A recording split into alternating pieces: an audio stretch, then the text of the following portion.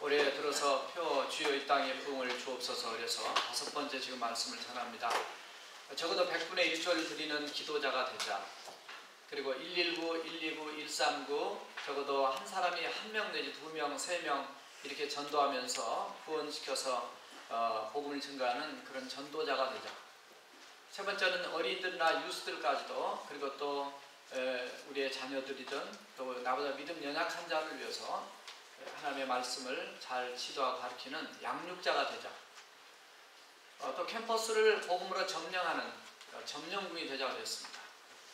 오늘은 세상을 치유하는 치유자가 되자라는 말씀으로 말씀을 전하겠습니다.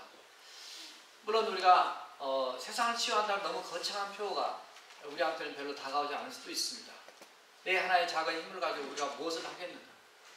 큰 소리 아무리 외쳐쳐도 세상은 꿈쩍도 하지 않습니다. 결국은 나 한 사람부터서 하나님 앞에 하나님과 나와의 관계에서 기도로 먼저 껴있고 내가 주님 앞에서 바르게 살아나가면서부터 내 현장, 내 주변, 나를 만나는 사람 그분들 한 사람 한 사람 결국은 사람을 회복시키는 것이 이 땅을 치유하고 회복시키는 부흥의 바로 기초가 되는 줄로 믿습니다.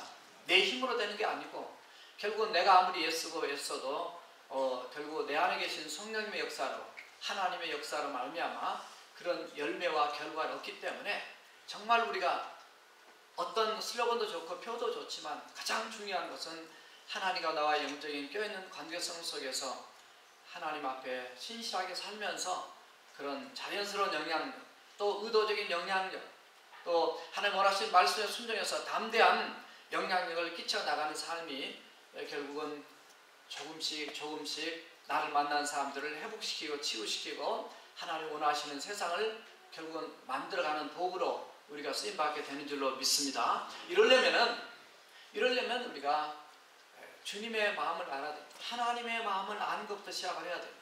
그래서 오늘 말씀 첫 번째 제목을 이렇게 잡았습니다. 한번 따라서 해보세요. 하나님은 세상을 사랑하신다.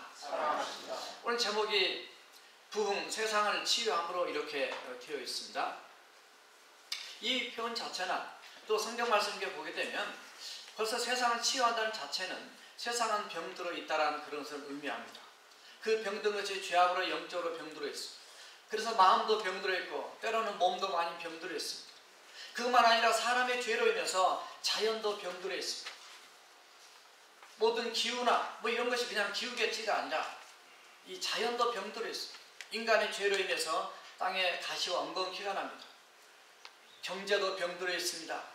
내 뜻대로 잘 되지 않습니다. 이 병든 세상. 그러나 놀라운 사실은 죄로 타락하고 그리고 병든 이 세상을 따라서 하세요. 하나님은 사랑하신다. 하나님이 그래서 사랑하신다는 데 있습니다.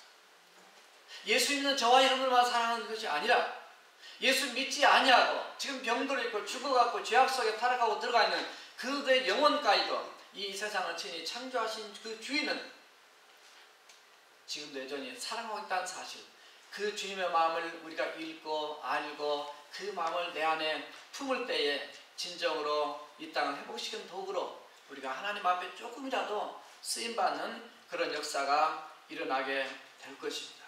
참으로 세상은 갈수록 더 죄병에 대한 그 병 증세가 강하게 나타나는 걸 봅니다. 묻지마 폭행, 묻지마 살인.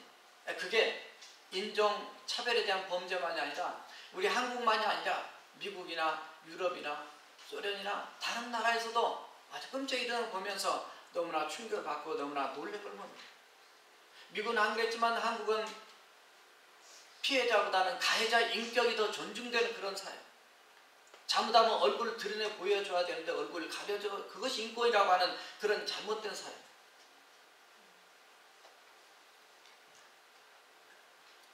요즘에는 고등범죄, 은행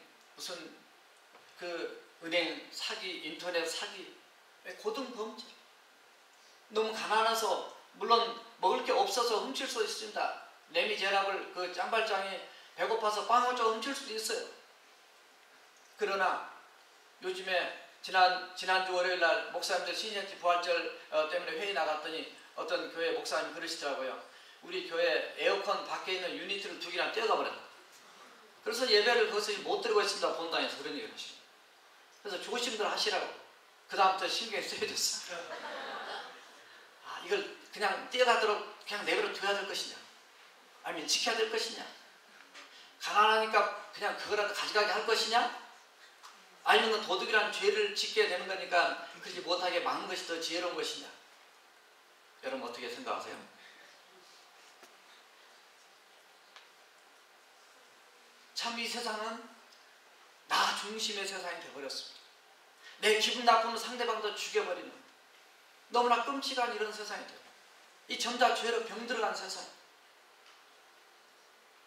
한국은 그 중독자를 보니까요, 술 중독이 300만, 그리고 도박 중독이 300만, 인터넷 중독이 300만, 그리고 마약 중독이 100만, 또 쇼핑 중독이 100만, 성 중독이 100만, 그것만 합쳐도 지금 1200만, 전체 인구의 약 25%나 26%를 잡고 있습니다. 미국은 중독자가 미국은 4대 중독이, 첫째가 알코올 중독, 두 번째가 마약 중독입니다. 그 다음에 무슨 중독이죠? 예? 도박 중독, 카지노. 신해주에 3월 14일인가 오픈한다 그래요. 걱정입니다. 절대 중독되게 되거나 가지 마시기 바랍니다. 악을 이긴다고 악 속에 들어갔다가 악 하고 쓰러지지 말고, 후회하지 말고, 인생 다 망치지 말고 하지 마세요. 인터넷 중독까지 미국은 4,800만입니다. 절대적 수출 따지면 1,200만과 4,800만. 미국 훨씬 많구나 이렇게 생각하시지만 인구 대비로 따져보면 한국은 약 25%지만 미국은 약 16%입니다. 이 자리에 계신 여러분들은 적어도 4대 중독 그 속에 안 빠진 여러분들이 믿습니다. 우리는 죄악에 중독되고, 또 그것뿐만 아닙니다. 경매 중독, 보니까 무슨 또 경마 중독, 뭐 채팅 중독, 주식 중독, 이걸 행위 중독이라고 상담하셔 얘기해요. 몸이 따라가서 거기에 몸이 행동으로 이제 거기에 중독에서 가야 되는 거예요. 집으로 가려다가 도박장으로 가게 돼요. 심각합니다. 죄악의 중독. 동성연애 미국이 13% 정도 보고 있어요. 숫자가 따져보면 지금 미국의 인구가 3억 2천이 넘었어요. 큰 수치입니다. 이 세상은 우리가 보지 않게 지금 역사 이래에 볼 수 없는 죄악으로 병들어가고 있어요.